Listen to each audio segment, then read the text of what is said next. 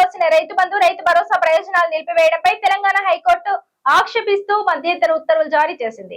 మెదక్ జిల్లా నర్సింగ్ మండలంలోని శంకాపురం గ్రామానికి చెందిన ఎం అంజిరెడ్డి భూములకు సంబంధించి రైతు బంధు మొత్తాలు నిలిపివేయడమే కాకుండా పండించిన ధాన్యాన్ని కొనుగోలు చేయకపోవడం చట్టవిరుద్ధమని ప్రాథమికంగా గుర్తించిన న్యాయస్థానం జిల్లా కలెక్టర్తో సహా సంబంధిత అధికారులను వెంటనే చర్యలు తీసుకోవాలని ఆదేశించింది. పిటిషనర్ల భూములు సుమారు 8 ఎకరాలు 32 గుంటలు ఉండగా సివిల్ కోర్టు ఇచ్చిన తాత్కాలిక ఇంజెక్షన్ ఆర్డర్ను ఆధారంగా అధికారులు రైతు భరోసా ధాన్యం కొనుగోలు ప్రయోజనాలను నిలిపివేశారు.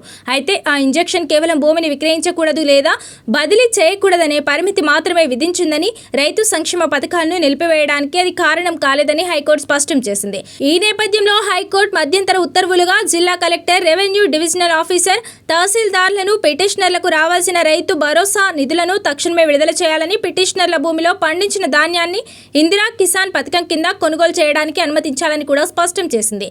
పిటిషనర్ల తరపున న్యాయవాది ఎల్ ప్రీతం రెడ్డి వాదనలు వినిపిస్తూ సివిల్ కోర్టు ఇంజెక్షన్ ఉన్న రైతు భరోసా నిలిపివేయడం చట్టబద్ధం కాదని, రైతుల జీవనాధారంపై తీవ్ర ప్రభావం పడుతోందని కోర్టు దృష్టికి తీసుకువచ్చారు. ఈ వాదనలను పరిగణలోకి తీసుకున్న హైకోర్టుపై మధ్యంతర ఉత్తర్వులు జారీ చేసింది. ఈ వ్యవహారంపై ప్రతి వాదికి నోటీసులు జారీ చేసిన హైకోర్టు కేసును తదుపరి విచారణకు జూన్ 16కు వాయిదా వేసింది.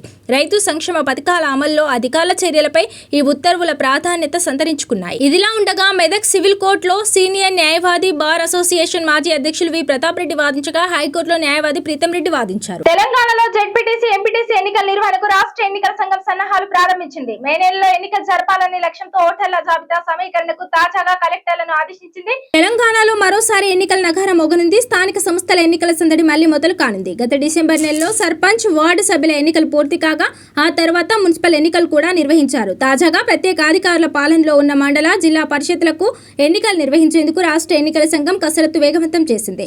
ఇందులో భాగంగా ఓటర్ల జాబితా తయారీకి శుక్రవారం కీలక ఆదేశాలు జారీ అయ్యాయి. పరిస్థితులు అనుకూలిస్తే మే నెలలోనే జెడ్పీటీసీ, ఎంపీటీసీ ఎన్నికల పోలింగ్ జరిగే అవకాశాలు ఉన్నాయి.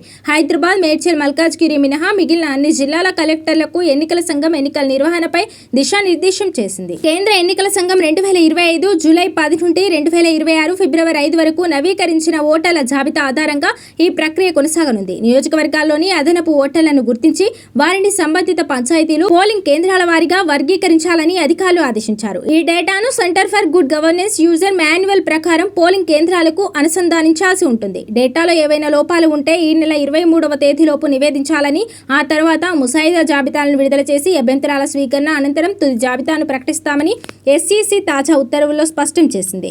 చివరిసారిగా 2019 మే నెలలో 3 దశల్లో ఈ ఎన్నికలు జరిగాయి. గత ఏడాది జూన్తో ప్రజాప్రతినిధుల పదవి కాలం ముగియడంతో ప్రభుత్వం ప్రత్యేకాధికారులను నియమించింది. వాస్తవానికి గత ఏడాది సెప్టెంబర్లోనే ఎన్నికల నోటిఫికేషన్ ఇచ్చినప్పటికీ బీసీ రిజర్వేషన్లపై హైకోర్టులో నెలకొన్న న్యాయపరమైన చిక్కుల వల్ల ప్రక్రియ నిలిచిపోయింది. తాజాగా హైకోర్టు అనుమతితో రిజర్వేషన్ల ఖరారు తర్వాత మే నెలలో ఎన్నికలు నిర్వహించాలని ప్రభుత్వం భావిస్తోంది. అయితే పట్టణీకరణ పెరగడంతో 2019తో పోలిస్తే స్థానాల సంఖ్యలో మార్పులు చోటు చేసుకున్నాయి. పలు గ్రామ పంచాయతీలు పురపాలికల్లో విలీనం కావడంతో ఈసారి 44 ఎంపీటీసీలు, 4 జెడ్పీటీసీలు స్థానాలు ఉన్నాయి. రాష్ట్ర పంచాయతీరాజ్ శాఖ అందించిన నివేదిక ప్రకారం ప్రస్తుతం రాష్ట్రంలో మొత్తం 566 జెడ్పీటీసీ స్థానాలు, 5773 ఎంపీటీసీ స్థానాలు ఉన్నాయి. మేడ్చల్, మల్కాజ్గిరి జిల్లాను పూర్తిగా పట్టణ జిల్లాగా మార్చడంతో జిల్లా పరిషత్ల సంఖ్య 31కి పరిమితమైంది.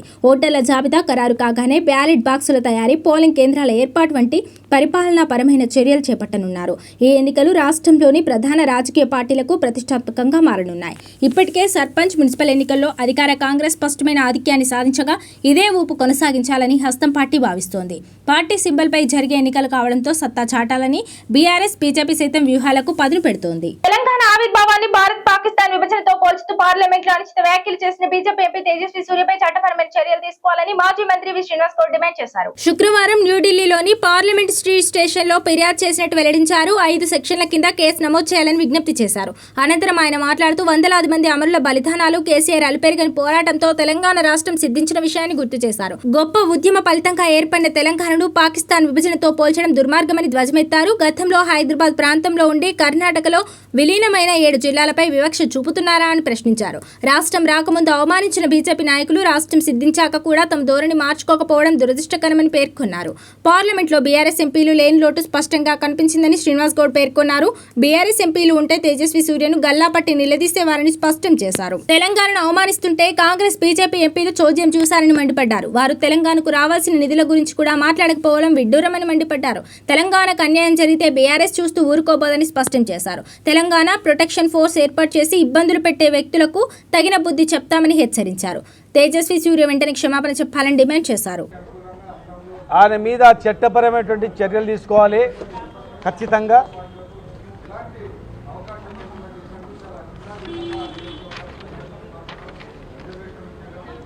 (196) BNS, 197 BNS, 210 BNS, 352 BNS, 353 BNS ఈ 5 సెక్షన్ల పైన కేసు నమోదు చేసి ఆయన మీద చట్టపరమైనటువంటి చర్యలు చేపట్టాలా అని చెప్పి ఫిర్యాదు చేసి రావడం జరిగింది.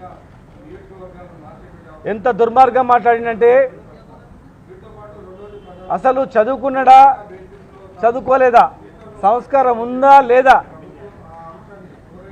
విజ్ఞత ఉందా లేదా, ఒక పార్లమెంట్లో చట్టపరంగా విడిపోయినటువంటి రాష్ట్రాన్ని పట్టుకొని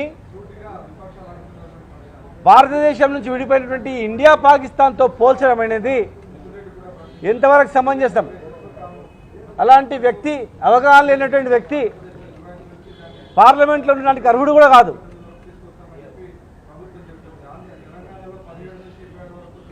దేశ విభజన ఏంది, రాష్ట్ర విభజన ఏంది? ఆ పార్టీలో ఉన్నటువంటి సుష్మా స్వరాజ్ గారు కూడా కన్నీరు పెట్టుకున్నారు కదా. ఆమె మీ పార్టీ కాదా? తెలంగాణకు అడ్వాంటేజ్ ఉన్నప్పుడేమో మేము తెచ్చినామంటారు, లేనప్పుడేమో ఇది కాంగ్రెస్ ఇచ్చింది అంటారు. ఎంతవరకు ఇది? మేము ఎన్ని రోజులు భరించాలా, ఎన్ని రోజులు బాధపడాలి? ఇదంతా తెలంగాణ గోస, 60 సంవత్సరాల గోస. అది వేల మంది, వందలాది మంది, వేల మంది చనిపోయారు. రైతుల గోస, ఎంతోమంది రైతులు ఆత్మహత్యలు చేసుకున్నారు, పురుగుల మందు తాగినారు. యువకులు ఉద్యోగాలు రాక, విద్యార్థులు చదువు లేక ఎంతోమంది చనిపోయారు. కుల వృత్తులన్నీ విధ్వంసం అయిపోయినాయి. వ్యవసాయం సర్వనాశనమైంది. కరెంటు అందక, కరెంటు లేక, కరెంటు అందక చేన్లు ఎండిపోయి చనిపోయారు. ఈ దిక్కుమాలిన కాంగ్రెస్ ప్రభుత్వానికి ప్రజలకు కనీసం తాగునీళ్లను కూడా అందించే తెలివి లేదు. 10 ఏళ్ల బీఆర్ఎస్ పాలనలో ఎప్పుడు ఇలాంటి నీటి కష్టాలు ఎదురవ్వలేదు. ప్రస్తుతం కాంగ్రెస్ పాలనలో మాత్రం ప్రజలు నీటి కోసం తీవ్ర ఇబ్బందులు పడుతున్నారు. హైదరాబాద్ నగర ప్రజలకు తాగునీటి కొరత లేకుండా చర్యలు తీసుకోవాలి. తాగునీటిని ఇవ్వలేకపోతే ప్రజలతో కలిసి పోరాటం చేస్తామంటూ ఆగ్రహం వ్యక్తం చేశారు మాజీ మంత్రి ఎమ్మెల్యే తలసాని శ్రీనివాస్ యాదవ్. సనత్ నగర్, అమీర్పేట్, బల్కంపేట్ పరిసర ప్రాంతాల్లో నీటి కటకట. అంటే ఈ ప్రభుత్వము కనీసం మంచినీళ్లు కూడా ఇచ్చే పరిస్థితి లేదు. నీకు సి టైప్ నుంచి మళ్ళా ఇక్కడ కైలాష్ నగర్ గాని, సుభాష్ నగర్ ప్రాంతంలో వచ్చిన ప్రజలు ఎట్లా ఇబ్బంది పడుతున్నారో మీకు అందరూ చూస్తారు. 10 ఏళ్లలో కేసీఆర్ ప్రభుత్వం ఉన్నప్పుడు లేని సమస్య కొత్తగా ఎందుకు వచ్చిందని కూతు మాటలు తిట్టడానికి టైం సరిపోతుంది. కానీ ప్రజలకు నీళ్ళు ఇచ్చే అంత పరిస్థితి కూడా లేకపోతే నేను ఈ ప్రభుత్వాన్ని డిమాండ్ చేసేది, మీరు ప్రజలకు నీళ్ళు ఇవ్వకుండా నీళ్ళు ఎట్లా అమ్ముతున్నారు? ఒకవేళ ప్రజలకు నీళ్ళు ఇవ్వకుండా నీళ్ళు అమ్మితే మీ రిజర్వాయర్ల దగ్గరికి మీ అమ్మే నీళ్ళు ఎట్లా తీసుకుపోతారో కూడా చూస్తా. ప్రజలు అల్లాడిపోతుండ్రు, తాగడానికి నీళ్లు లేకుండా నానా రకాలుగా ఇబ్బందులు పడుతున్నారు. మీ కళ్ళారా చూస్తున్నారు. అయినా ఈ ప్రభుత్వానికి సోయి లేదు, కనీసం అడిగే బాధ్యత లేదు. తాగడానికి ఇప్పుడు నిత్యావసరం ఏంది? మనం ఉదయం లేవగానే రాత్రి వరకు నీళ్లతోనే, ఏ ఇష్యూ అయినా కానీ నీళ్లతోనే ఉంటుంది. పొద్దున్న లేచి ముఖం కడుకోవాలన్నా, స్నానం చేసుకోవాలన్నా, ఛాయ్ తాగాలన్నా, అదే విధంగా దేవుడికి పూజ చేయాలన్నా, బయటికి వెళ్ళాలన్నా నీళ్లతోనే ముడిపడి ఉంటుంది జీవితం అంతా. కాబట్టి వెంటనే ఇదంతా రెక్టిఫై లేకపోతే మరి పెద్ద ఎత్తున ప్రజల్ని చైతన్యవంతం చేసి మరి మీ ప్రభుత్వం మీద ఒత్తిడి తేవడమే కాకుండా సెక్రటరియట్ కూడా ముట్టడి చేస్తాం, గుర్తుపెట్టుకోండి. కాంగ్రెస్ సర్కార్ హుజూరాబాద్ లో డంపింగ్ యార్డ్ పెట్టి నియోజకవర్గ ప్రజల ప్రాణాలతో చెలగాటం ఆడుతామంటే ఎట్టి పరిస్థితుల్లో ఊరుకునే ప్రసక్తే లేదంటూ ఆగ్రహం వ్యక్తం చేశారు కౌశిక్ రెడ్డి. ఇలా పదే తప్పులు ప్రచారం చేస్తూ ఉన్నాను. ఇలా ఈ కాగితం చూడొచ్చు. ఇది రేవంత్ రెడ్డి గారు ఈ డంపింగ్ యార్డ్ని హుజూరాబాద్లో ఫైనల్ చేసింది 26/7/2024 నాడు. అంటే ఒక్కసారి మీకు చదివి మరొక్కసారి వినిపిస్తాం.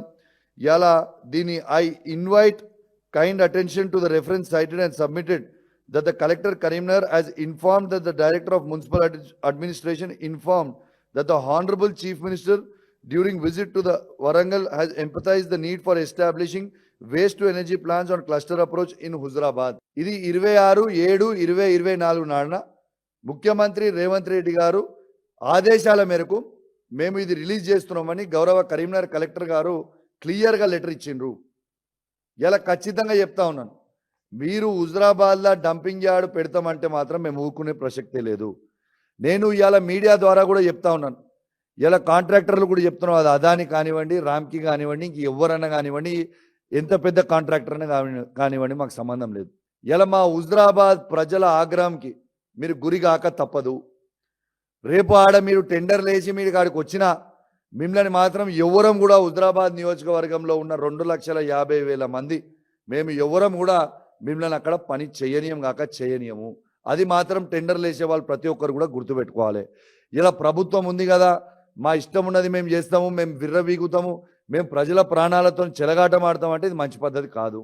ఇలా నన్ను ఎందుకు బెదిరిస్తున్నారు? ఇలా ఎట్టు పరిస్థితుల్లో మీరు ఈ డంపింగ్ యార్డ్ గురించి మాట్లాడొద్దని నన్ను ఎందుకు బెదిరిస్తూ ఉన్నారు?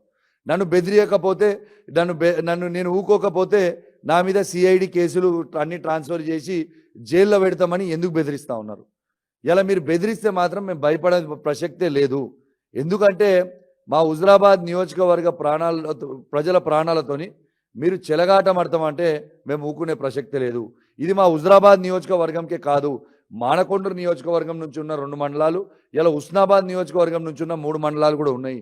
ఇలా నేను ఒక్కటే అడుగుతా ఉన్నాను, ఇలా మానకొండూరు శాసనసభ్యులైన కవంపల్లి సత్యనారాయణ గారు, ఇలా మంత్రివర్యులు పొన్నం ప్రభాకర్ గారు, మరి మీ బాధ్యత లేదా ఈ డంపింగ్ యార్డ్ రద్దు చేపించేది? తెలంగాణలో ఎండ తీవ్రత రికార్డు స్థాయికి చేరుతోంది. నిర్మల్ జిల్లా దస్తూరాబాద్ లో శుక్రవారం అత్యధికంగా 44.5 డిగ్రీల ఉష్ణోగ్రత నమోదైంది. 20 మండలాల్లో వడగాళ్లు వీస్తుండగా రాబోయే 2 రోజుల్లో ఉష్ణోగ్రతలు 45 డిగ్రీలకు చేరుతాయని వాతావరణ శాఖ హెచ్చరించింది.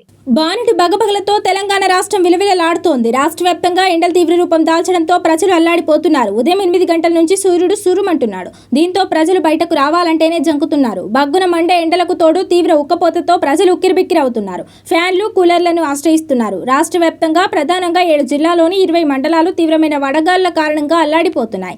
ఉత్తర తెలంగాణ జిల్లాలో ఎండల తీవ్రత మరీ ఎక్కువగా ఉంది. కొమ్రంభీం, ఆసిఫాబాద్ జిల్లా జైనూరు మండలం వడగాళ్ల ప్రభావంతో సలసలా కాగిపోతోంది.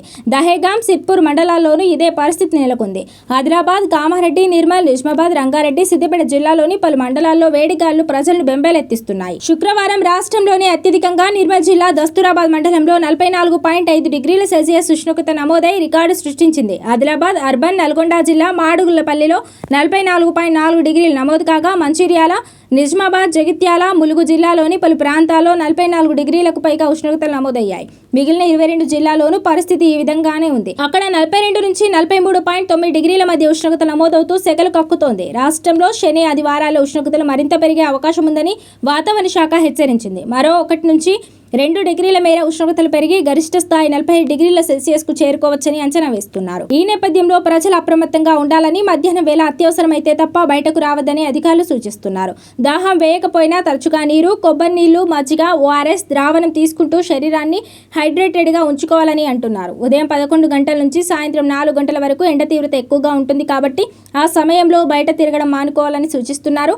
వదులైన కాటన్ దుస్తులను ధరించాలని, బయటకు వెళ్లేటప్పుడు గొడుగు, టోపీ, కర్చీఫ్ ఉపయోగించాలని చెబుతున్నారు.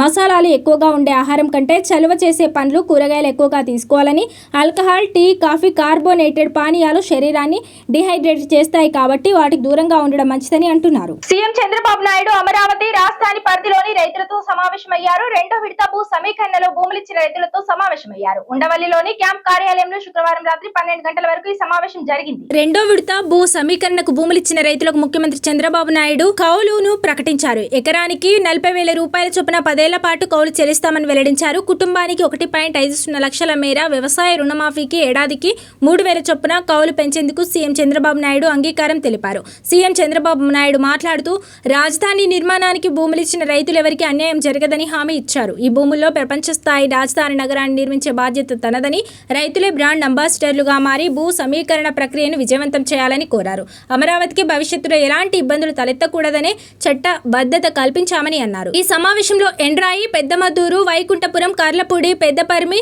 వడ్డమాను, హరిశ్చంద్రపురం గ్రామాలకు చెందిన 70 మంది రైతులు పాల్గొన్నారు. అయితే తమకు అభివృద్ధి చేసిన స్థలాలను ఇన్నర్ రింగ్ రోడ్డుకు లోపల ఇవ్వాలని కర్లపూడి గ్రామస్తులు కోరారు. తమకు ఒకే చోట స్థలాలు ఇవ్వాలని ఎండ్రాయి, పెద్దమద్దూరు, కర్లపూడి, వైకుంఠపురం గ్రామాల రైతులు సీఎం చంద్రబాబును విజ్ఞప్తి చేశారు. అయితే వీటిపై సీఎం చంద్రబాబు రైతులకు ఎలాంటి హామీ ఇవ్వలేదని తెలుస్తోంది. ఇది ఇవాల్టి బులెటిన్. మరో బులెటిన్ లో మళ్ళీ కలుద్దాం. Stay and 24 news.